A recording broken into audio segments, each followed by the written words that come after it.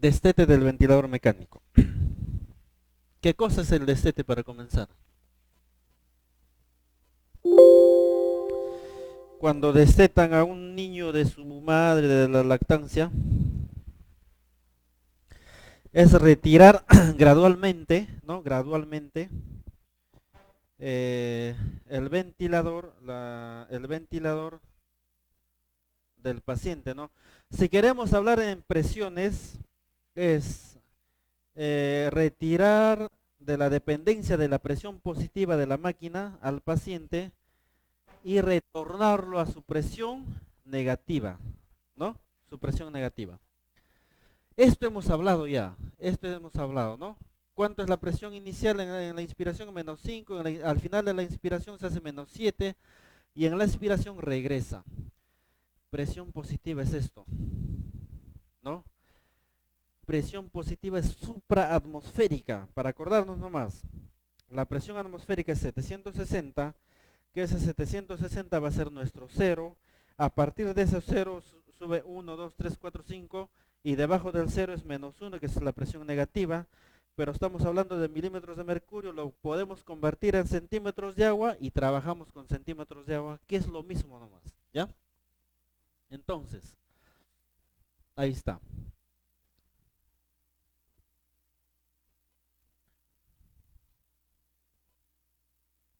Allá. Esto lo he jalado nada más solamente para demostrar esto, ¿no? Miren, esto es la rama inspiratoria con su filtro. Este es el Hamilton, ya por si acaso. Rama inspiratoria. Exhala el paciente, rama expiratoria. Y esta es la válvula expiratoria. Ahora miren, el Hamilton tiene la ventaja, tiene una gran ventaja. Su sensor de flujo, ¿dónde está acá? ¿Dónde está?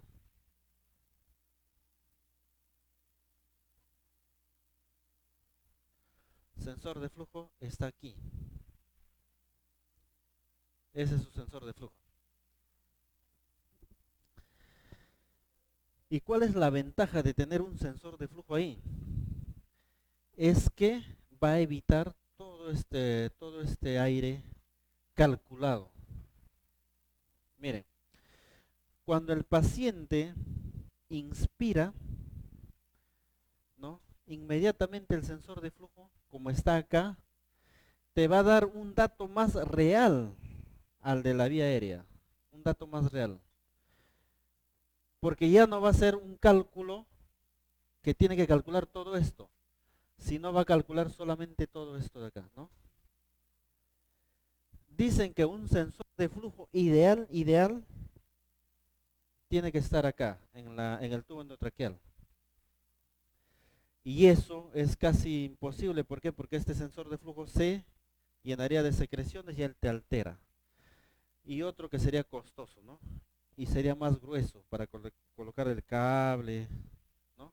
Pero pueden hacerlo. A ver, la tecnología es, ¿no?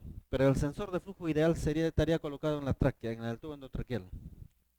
Entonces, la ventaja de este sensor de flujo, y yo lo he visto en comparando todos los ventiladores, que tus gráficos de volumen, presión y flujo son bien exactos. Las secreciones que hay en el paciente, esos te lo delimita. Aunque sea un mínimo de secreción, te capta este sensor. En los otros ventiladores he tenido dificultad. La gráfica es un poquito, no son muy definidas. Debe ser, ¿por qué? Porque es un cálculo, ¿no? Porque tiene que calcular todo esto de acá y restarle y todo eso. Pero, como les digo, el sensor de flujo que está más próximo a la tráquea, ese es el más ideal, ¿no? Ya. Entonces, eso es presión positiva. Entonces, ¿qué cosa es un destete? Es retirar al paciente de la presión positiva y llevarlo a su presión negativa natural. Que el paciente ventile así como ventilaba inicialmente. En inglés, weaning Proceso de desconexión del ventilador mecánico mediante el cual el paciente asume de nuevo la respiración espontánea, ¿no? Proceso de retirada, etcétera. Vamos a liberar del soporte mecánico para que el paciente respire por sí solo. Pero este destete implica dos cosas. Primero lo libero del soporte mecánico, pero el paciente todavía va a estar con el tubo. Siguiente paso, y ustedes han hecho, ¿no?, en el curso anterior, extubación, remoción de la vía, o sea, el objetivo es este, ¿no? Remoción de la vía aérea artificial.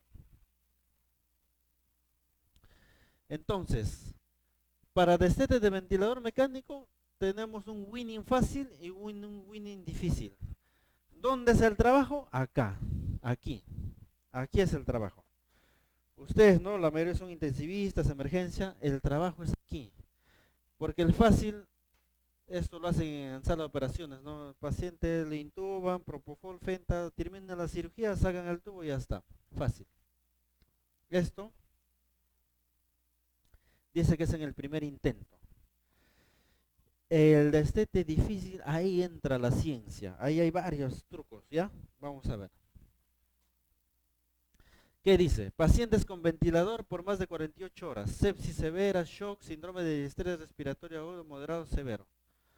En estos pacientes con shock, con síndrome de distrés, ¿por qué? Porque es una ventilación mecánica prolongada, ¿no? Prolongada. Es como que el paciente, en este tipo de pacientes, incluso en pacientes con Guillain-Barré, etcétera, se hacen dependientes de la máquina. Se hacen dependientes de la máquina. Incluso si la ventilación es prolongada, el músculo diafragma y los músculos inspiratorios, que son los intercostales internos, es como que disminuyen, ¿no? Es como que un músculo que no trabaja se hipotrofia, ¿no? Disminuye su actividad, y volverlo a su actividad es un trabajo, y eso es lo que se tiene que hacer. Pacientes con patología pulmonar, cardíaca, EPOC, requieren hasta 3 pruebas de ventilación espontánea, que ahorita lo vamos a ver, requieren de desconexión progresiva del ventilador, ¿ya? Estrategias para un destete exitoso. Hay estudios que nos dicen, ¿no?, que hay dos salidas para un destete exitoso.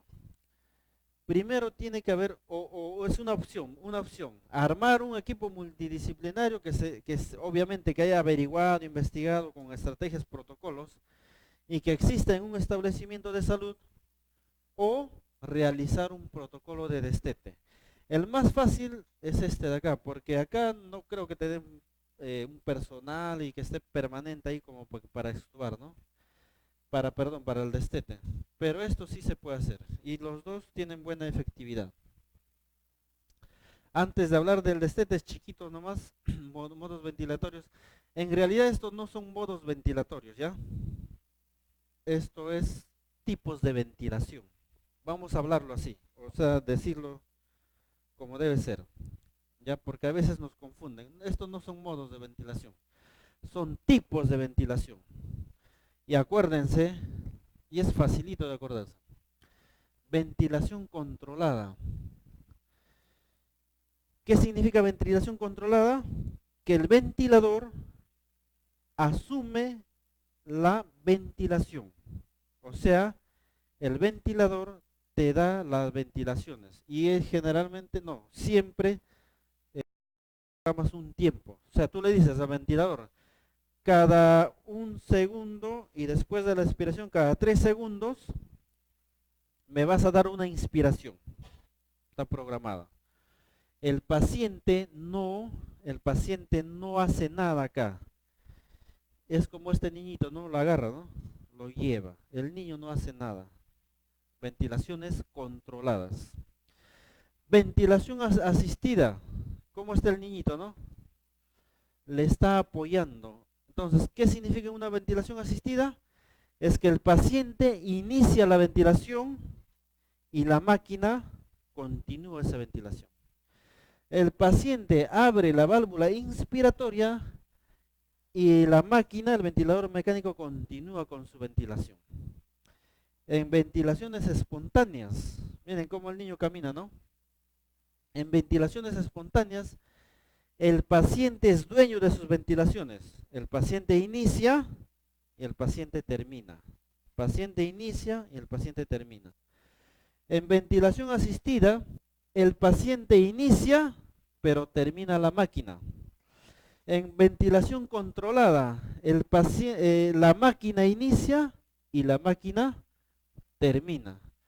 Entonces, en el destete, nuestra actividad es llevarlo de una ventilación controlada, donde el ventilador tiene el control absoluto, a un intermedio donde el paciente va comenzando a iniciar sus ventilaciones, a una ventilación espontánea donde el paciente es dueño de sus ventilaciones, pero la máquina le da un soporte, una ayudita, un soporte, al final llevarlo al paciente a tubo en T, ¿no? Nuestro objetivo, llevarlo a tubo en T, pasa una prueba que se llama prueba de ventilación espontánea y se extuba al paciente. Ese es el objetivo. Ojo con estas definiciones, ¿ah? Entonces, ¿cuáles son los criterios para para considerar el inicio de la desconexión del ventilador mecánico, para iniciar el destete? Primero, que la patología que lo ha llevado a la intubación, a colocarle al ventilador mecánico, tiene que esté solucionada, controlada, o que no existe esa patología. ¿Ya? Primero. Segundo criterio, temperatura menor a 38. ¿Por qué? Porque la temperatura, la fiebre, ¿no? La fiebre te produce malestar en el paciente, ¿no? ¿Qué produce? Cefalea, produce incomodidad, no tanto como hiperventilación, pero que aumenta la frecuencia respiratoria, ¿no? Entonces, paciente para iniciar destete mejor que no esté con fiebre, ¿no? Menos de 38, si está 37 sería lo ideal. Hemoglobina mayor a 8 gramos, esto también es una buena recomendación. ¿Por qué? La hemoglobina es el transportador de oxígeno, ¿no? Es el transportador de oxígeno. Entonces, como nosotros tenemos sensores, los famosos quimioreceptores, tanto centrales como periféricos, el cuerpo, esos quimioreceptores detectan la hipoxia. Entonces, por ejemplo, cuando la presión parcial de oxígeno es menos de 80, que puede ser, vamos a poner un caso de 60 milímetros de mercurio, que está bien bajo, hipoxemia, el sensor, el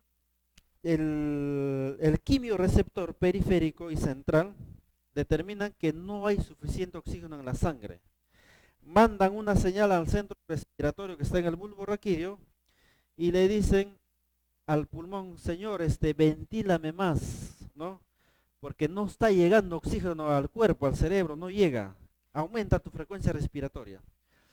Entonces el paciente comienza a aumentar su frecuencia respiratoria porque no hay suficiente oxígeno, ya sea en los tejidos o como en la sangre. ¿Y quién se encarga de llevar el oxígeno? Es la hemoglobina. Si tú solucionas, por ejemplo, la hemoglobina estaría en 5 o 6, tiene que transfundir, ¿no? Para ayudar al destete, para que no sea falso. ¿Por qué?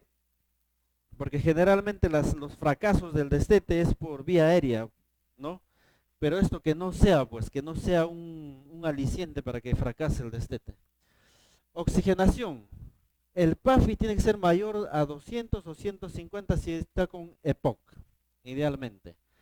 Saturación mayor a 90% con FiO2 de menor o igual a 40 y PIB menor o igual a 5. Presión parcial de oxígeno mayor a 80, o sea, normal, ¿no? Lo normal. La parte ventilatoria, ¿qué pasa? La frecuencia respiratoria no tiene que ser mayor a 30, menos de 30.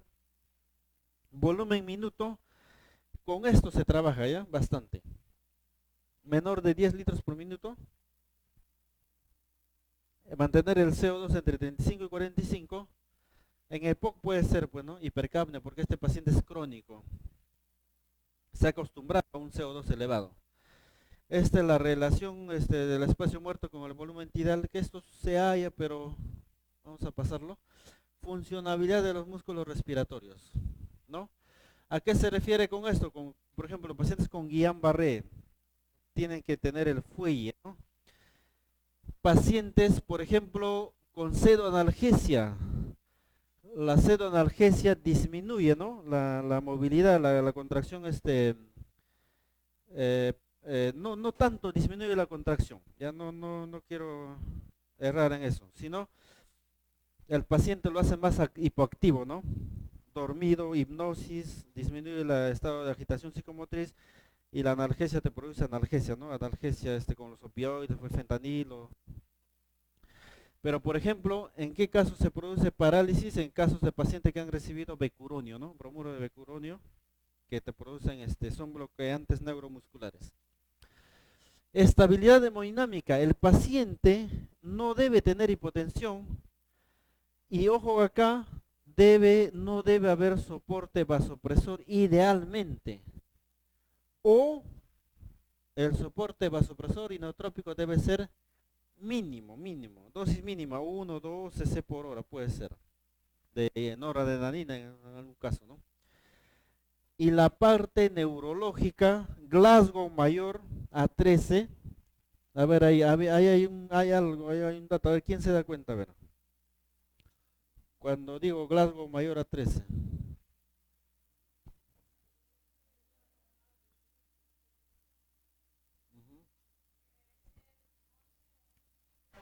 Ahí está, muy bien, esa es la respuesta. ¿Ya? ¿Por qué? Apertura ocular, ¿cuánto es? 4, lo máximo, ¿no? Respuesta verbal, ¿cuánto es si está con tubo? Con tubo, 1, pues, ¿no? Porque no puede hablar. 4, apertura ocular, respuesta verbal 1 y respuesta motora, si te obedece 6, ¿no? 6 más 5, 11. En este caso, este paciente está sin tubo. Y sin tubo, ¿para qué vamos a hacer destete? ¿Mm? ¿Ah? ¿Ya ves? Las mujeres dice que tienen grado 14, dice, ¿no? ¿Por qué? No obedecen órdenes. Ya. Entonces, no, sí tiene razón. Al revés, los varones los varones, ¿no? O depende, cualquiera, ¿no? Depende. Los dos en todo caso, ya. Ya, listo. Entonces, Glasgow, acá 11, ya no voy a poner 13, ¿ah? Ya. No debe estar sedado ni relajado, obviamente, ¿no? Si está relajado con becuronio o sedado, la sedación disminuye el estado de conciencia, porque te duerme, hipnosis, ¿no? Protección de vía aérea, reflejo de tos, esto es importante. Varios pacientes han fracasado al destete porque no podían toser bien y las secreciones orales no lo pueden deglutir. Hay dos reflejos que son los reflejos de protección de vía aérea. Reflejo de tos y reflejo de deglución. Si ustedes extuban a un paciente que no tiene reflejo de tos y no tiene reflejo de deglución, paciente candidato a reintubación. Por eso hay que evaluar, tose o no tose. Y entre otras cosas, ¿ya? Vamos a ver. Si el paciente cumple los criterios, se inicia prueba de ventilación espontánea. ¿Qué cosa es la prueba de ventilación espontánea? Ahorita vamos a hablar.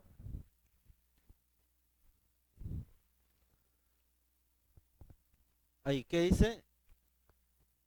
A ver, vayan leyendo ahí. Prueba de ventilación espontánea.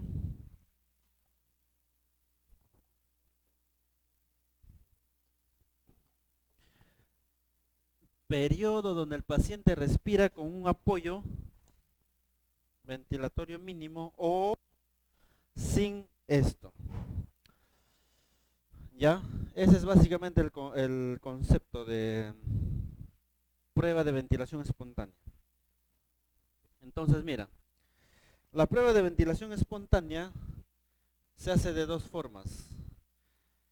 O bien colocas al paciente en tubo en T, como acá está la paciente, o la asistencia ventilatoria con soporte bajo.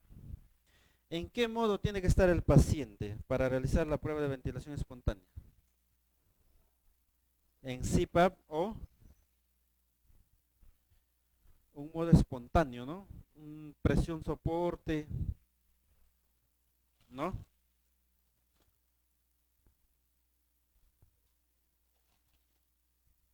Ya. Entonces, vamos a ver, mírame, presión positiva continua en la vía aérea, CPAP, presión soporte o SIM. El SIM no está recomendado, aunque hay médicos que lo hacen, ¿no? ¿Por qué el SIM no está recomendado? Por la siguiente razón. Miren, ¿qué año es esto? 1994, el doctor Brochard dijo, ha hecho un trabajo de investigación. Ha calculado, mira, la probabilidad de permanecer en ventilación mecánica, la probabilidad de permanecer en ventilación mecánica, comparó con los días de inicio de desconexión, ¿ya? O sea, por el destete, ¿no? Entonces, ¿en qué consiste su trabajo de él? Que la probabilidad de permanecer en ventilación mecánica, cuando tú estás iniciando el destete, ¿quién tiene más alta de fracaso? Es el SIM. O sea, mira, al día 15 que tú has iniciado el destete, si está con el modo ventilación mandatoria intermitente sincronizada, este presenta una alta tasa de más o menos 45% de probabilidad de que el paciente permanezca con el ventilador mecánico. Si con el mismo, acá, el mismo día 15, han intentado con tubo en T, entonces la probabilidad disminuye, ¿no? O sea, hay menos días de permanecer. ¿Cuál ha sido mejor? La ventilación con presión soporte. Mejor, ¿ya? Ese es uno. Entonces, otro señor llamado Esteban, doctor, ¿no? Médico llamado Esteban, acá no está, ahí está Esteban, ¿no? 1990 dijo, a ver, vamos a hacer al revés, a ver. Dice, la probabilidad de destete exitoso entre los días de inicio del winning, ¿qué dice él? ¿Cuál ha sido el resultado? Que la prueba única de tubo en T, o sea, la prueba de ventilación espontánea que ahorita vamos a ver, tiene una alta probabilidad de destete exitoso. La prueba de ventilación soporte, prueba de ventilación con presión soporte, también está sobre el SIM. El SIM, ventilación mandatoria intermitente sincronizada. Año 1994, ¿no? Ya da trabajos ya que te dicen que el SIM no es un modo adecuado para destete de ventilación mecánica. Por esos dos estudios. Entonces, ¿cuál vamos a tomar en cuenta? La ventilación con presión soporte y el tubo en T, que es esto de acá. Vamos a ver. Entonces, ¿cómo se hace, no? El destete. Paciente, por ejemplo, primero vamos a describir el modo. ¿Cómo es el modo espontáneo? ¿Qué significa un modo espontáneo? Significa que el paciente es dueño de sus ventilaciones. O sea, el paciente inicia su ventilación y el paciente termina su ventilación y el ventilador solamente le da una presión soporte. Y miren, ¿cómo se programa acá? Puedes programar PIP, FIO2, presión soporte. Esto es presión rampa, esta es la sensibilidad expiratoria, sensibilidad. A ver, ¿qué no se está programando ahí? A ver, fíjense ahí. ¿Qué no se está programando? ¿Qué no se programa?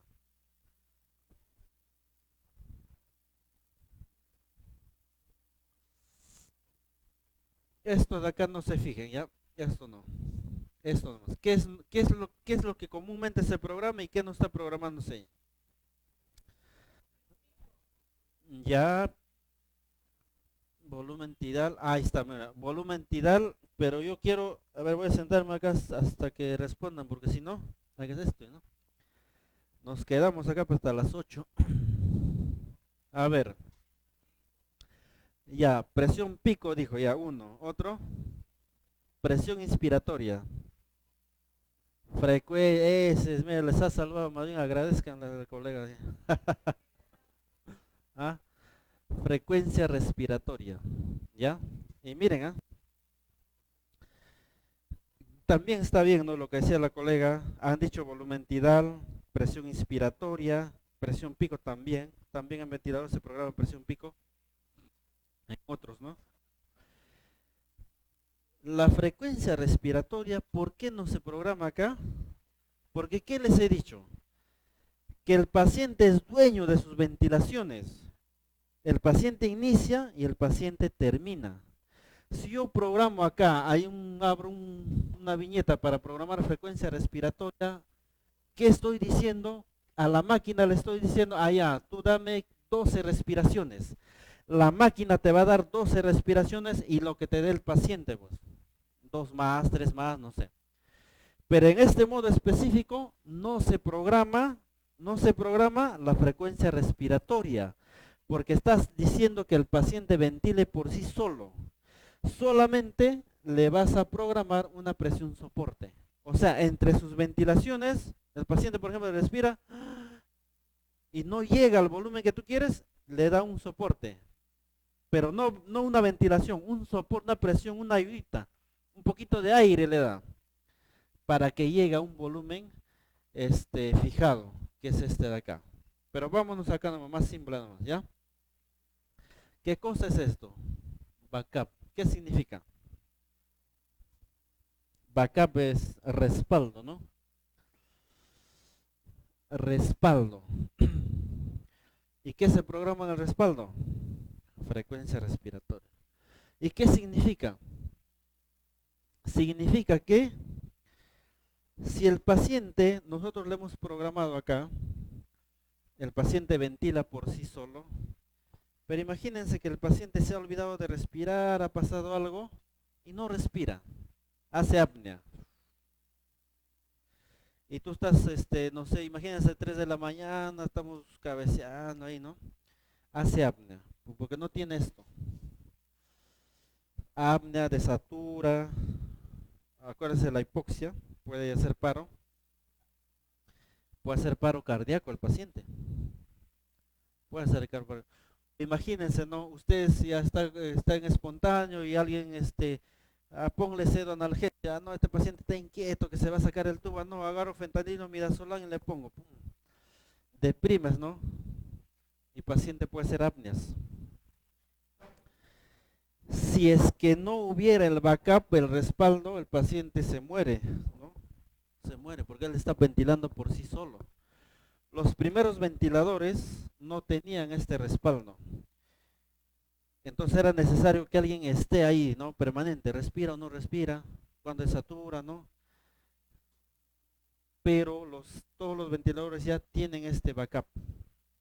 Porque cuando no ventila un tiempo de apnea más o menos de 8, 10, 15 segundos, no respira, no respira, detecta el paciente que la máquina detecta que no está respirando, ¡pum!, se cambia al backup. Respaldo y la máquina ya le da todo esto ya. Le da su frecuencia, le da su presión inspiratoria para asegurar un volumen, le da un tiempo inspiratorio y esto le da. O sea, de un espontáneo que el paciente era dueño de su ventilación, ya hace a la máquina, ¿por qué? Porque por X causas no ventila el paciente. Ya, este es el backup. Entonces, seguimos. Miren, de un modo controlado, vamos a ver, ¿no? Imagina que todo esto lo hemos programado acá, frecuencia respiratoria no acá, ya es modo asistido controlado. De ese modo, el paciente ya disminuyó la pseudoanalgesia, le vamos a colocar una presión soporte. Esa presión soporte es no es, o sea, es la que te va a ayudar, es una embolada pequeñita nomás para llegar a un objetivo de volumen tidal. En ventilación espontánea tenemos que monitorizar el volumen tidal. Si con presión soporte de 12 me hace 546, yo puedo ir bajando la presión soporte. Miren, ¿ah? Y miren, volumen tidal y frecuencia respiratoria. Lo hemos bajado a 10. Miren, ¿cuánto ha bajado el volumen tidal? De 540 ha bajado a 494 con una presión de soporte de 10, era 12. ¿Cuánto estaba la frecuencia respiratoria? 18. Le hemos bajado a 10, está aumentando. ¿Por qué aumenta? ¿Y por qué disminuye esto? Disminuye el volumen tidal porque le hemos bajado la ayuda, la embolada. ¿Por qué puede aumentar la frecuencia respiratoria? Porque todavía este paciente le falta más fuerza y los controles neurológicos, tanto periféricos como centrales, dicen que este paciente necesita más apoyo ventilatorio y hace sus frecuencias respiratorias altas. Entonces, mire, está en 10, vamos a bajarle a menos, ¿ya? A 8. Miren, a 8. Con 8 de presión soporte, bajó más y sube la frecuencia respiratoria. Entonces, dependiendo del paciente, si tú vas bajando la presión soporte, esto va a bajar y esto se va a disparar. 26, 27, 30, 35. Significa que todavía no está preparado el paciente para asumir sus ventilaciones. ¿Qué hacer ahí? Subes nomás la presión soporte. ¿Para qué? Y cuando subes la presión soporte, aumenta el volumen tidal y baja la frecuencia respiratoria. Tú no estás programando la frecuencia respiratoria, pero el cuerpo, como tiene sus sensores, baja. ¿Por qué? Porque ya dice, no, ya me está llegando buen volumen, me está llegando oxígeno, entonces ya no le voy a hacer trabajar a los pulmones, entonces baja la frecuencia respiratoria porque está bien todo, ¿no? El oxígeno me está llegando bien, entonces baja. Entonces no es todavía tiempo de el destete en ese caso, ¿ya? Entonces, la prueba de ventilación espontánea, ¿cuánto debe durar? 30 minutos o 2 horas. Idealmente, nosotros hacemos 2 horas. Ya es igual. Ahora, hay predictores del destete y eso vamos a hablar, ¿ya? Esto es lo mismo que hemos hablado, ¿no? Esto es lo mismo que hemos hablado al inicio. Para un destete, ¿cómo está el sistema cardiovascular? ¿Cómo está el intercambio gaseoso? ¿Cómo está la frecuencia respiratoria? ¿Cómo está el estado neurológico? ¿Tose o no tose? Todos estos parámetros se tienen que ver en la prueba de ventilación espontánea. Entonces, cuando nosotros conectamos, retiramos de la ventilación al paciente, vamos a conectar el tubo en T, ¿no? El tubo en T con nuestro sistema Venturi, ¿no? A ver, yo sé que todos conocen, pero siempre hay alguien que no conocemos, ¿no? Por la actividad que realizamos, a veces, pero vamos a demostrarlo. Entonces, miren, como la bolsa de la máscara Venturi viene así, ¿no? Vienen con estos accesorios, ¿no? Nosotros vamos a armar, retiramos la máscara. Yo sé que muchos conocen, pero vamos a hacerlo para los que no conocen, ¿ya? Para eso son los cursos, ¿no? Para nivelarnos todos. Entonces, pero hay algo también que los que usan esto no conocen. Y ahorita les voy a demostrar, ¿ya? Entonces, miren. Este es un sistema Venturi, ¿no? Tiene dos, digamos, dispositivos de dos colores. El color blanco, fíjense, es más grueso, y el color verde, el diámetro interno es más delgadito. Significa que te da menos oxígeno, te da más oxígeno, ¿ya? Entonces, normalmente podemos iniciar con 50% de FiO2 y acá colocamos, ¿no? 50% de FiO2. Luego colocamos esta tapita para asegurar acá. Y siempre se coloca la campana por si acaso. La campana no está en vano. Y la toma de oxígeno. Regulamos esto al flujómetro de 15 litros. Colocamos tubo en T. Y el tubo en T tiene que tener un corrugado. Así, esta es la forma correcta, ¿ya? No se debe colocar así, se coloca así. ¿Por qué? Porque si por acá, por ejemplo, le voy a dar FiO2 de 50%, si yo no tengo este corrugado, el paciente va a inspirar, ¿no? Inspira y va a tener la combinación de este FiO2 de 50 más una combinación de 21% y ya no me va a salir 50%, me sale 42, no sé. Pero si tú pones este corrugado, le estás dando como un espacio muerto, un espacio de aire que está oxigenado al 50%. Porque cuando el paciente inspira, acá le estás dando 50% y acá se queda 50% y ingresa al paciente. Y cuando el paciente nuevamente, cuando inspira, expira, cuando nuevamente va a inspirar, inspira de este lado y de este lado.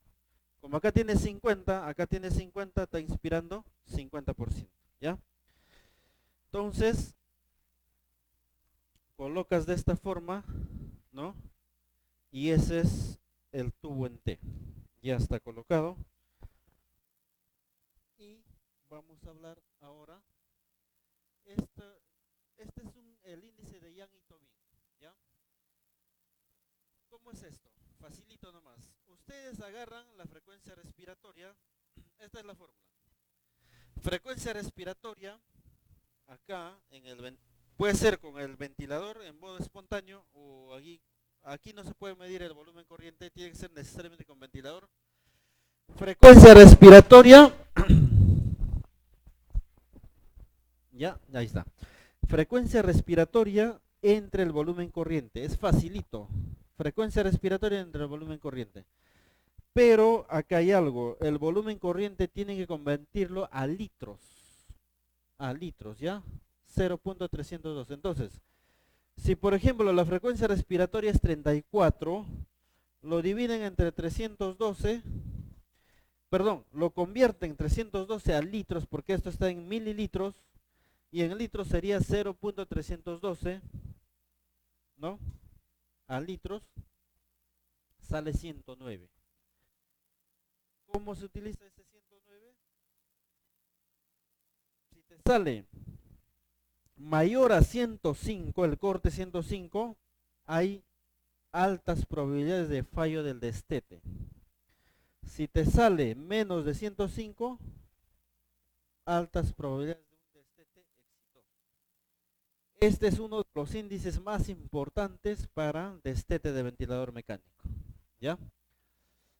Entonces, miren, índice de Young y Tobin. Los que tienen calculadora pueden calcular cómo es frecuencia respiratoria entre volumen tidal. Pero eso conviértanlo a litros. A ver cómo sale.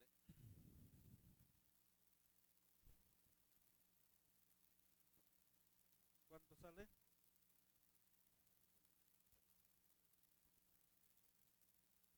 58, ¿no? Sí, ¿no? Ya, ¿y acá qué número está? 58. O sea que el ventilador lo calcula.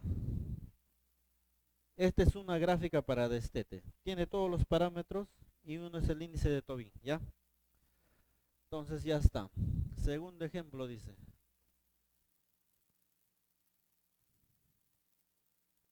Ahora entonces miren.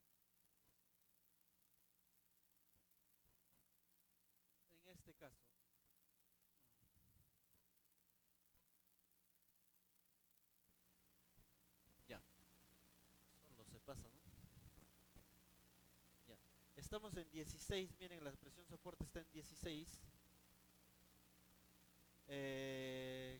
Volumen tidal 491 y 15 de frecuencia respiratoria. Bajamos a 8, miren, está en 8. Bajó drásticamente el volumen tidal y la frecuencia respiratoria subió. A ver, saquen el índice de Tobin ahí. A ver si es cierto, a ver.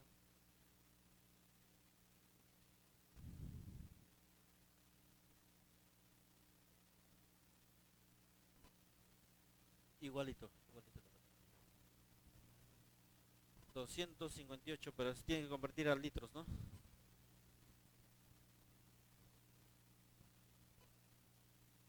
$158, ¿no?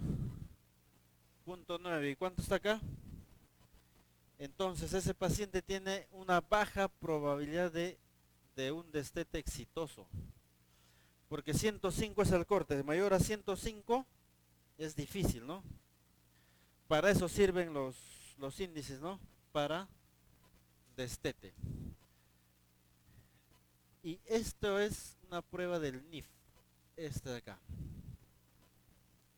Lo que les decía. La fuerza inspiratoria negativa. Cuando el paciente tú le colocas y el paciente hace valores inferiores a menos 30, se relaciona con éxito en la liberación de la ventilación mecánica. Lo que les decía.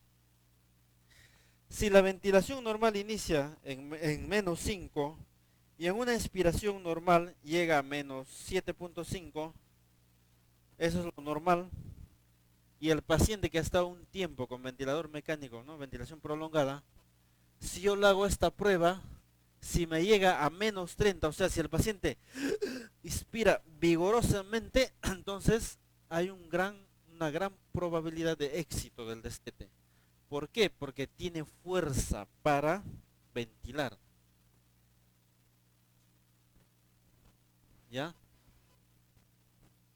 Acá, por ejemplo, esto ya no está funcionando.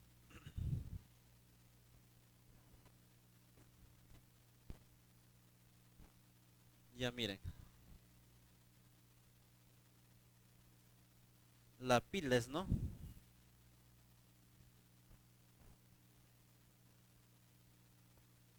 Que ya no hay ni... Ya, para terminar hacemos esto, ¿ya? La piles. Miren, esta es la sensibilidad. Yo le estoy poniendo a menos 2, está en menos 2, perdón, y le estamos poniendo a 10, ¿no? Menos 10. No se nota. Bueno, la idea es esto. La pila es, amigo. Miren, ¿cómo hacemos que el paciente respire vigorosamente o hasta cuándo puede llegar? Cuando yo le pongo la sensibilidad, esto está en menos 2, el paciente ventila. Si yo le subo a menos 10, el paciente tiene que hacer un esfuerzo mayor y recién le va a dar la máquina. Porque ojo que está en presión soporte. ¿Ya? Esto no funciona. Ya, vamos acá. Y el último, esto es, y esto también quédense con esto, ¿por qué?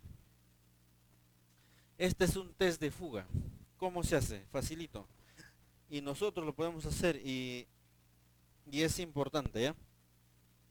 Tienen que tener una jeringa. Ya vamos a simular nomás, ¿ya?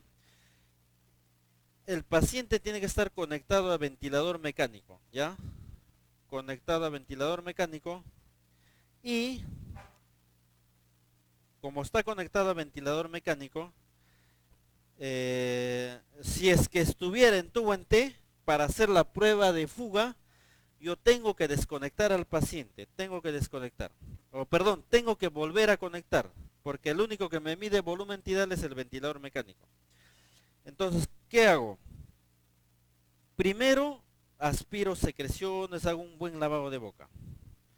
Segundo, voy a aspirar todo el aire del balón de neumotaponamiento, saco el aire y voy a ver en mi ventilador mecánico cuánto de fuga hay.